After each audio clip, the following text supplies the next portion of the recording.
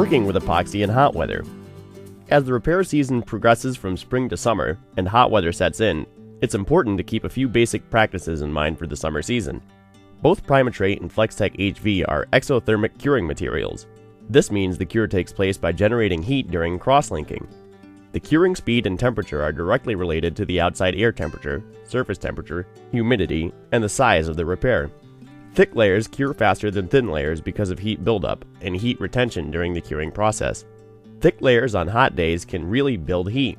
In extreme cases, the epoxy material can get quite hot to the touch and begin to steam as the trapped air bubbles begin to heat and expand.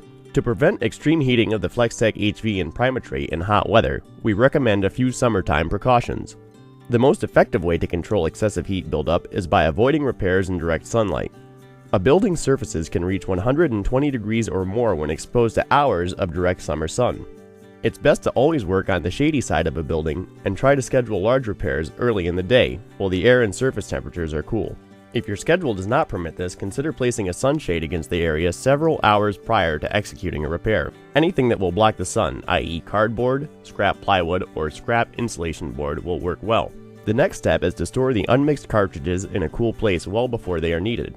A set of Flex-Tec HV left in a closed work truck all day will get quite warm even before mixing.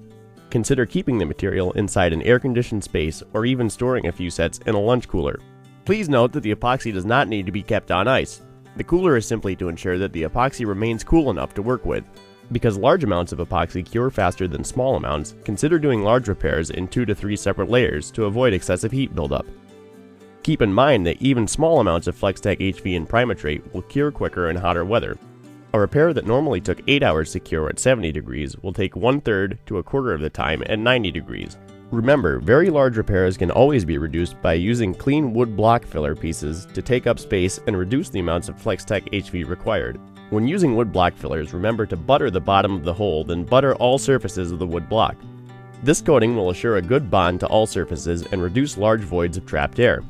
Lastly, make sure the wood block sits well below the surface, at least 1/4 of an inch, to prevent problems with sanding and ghosting after painting. Time is needed for the wet, uncured Primatrate to sit and dwell on the surface and penetrate deeply into the wood fiber.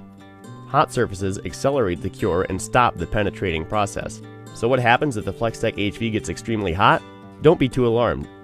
The Flex-Tec HV might start to smoke a little as the steam begins to rise, and you might notice some expansion of the Flex-Tec HV as the trapped air bubbles heat and expand. The top exotherm, aka the hottest it can get, is 180 degrees. Wood will combust at 700 degrees. No risk of fire is possible. Just like managing your own temperature by wearing a hat and sunscreen, and by avoiding the hot direct sun, consider that your epoxy repairs also need a little management of their own.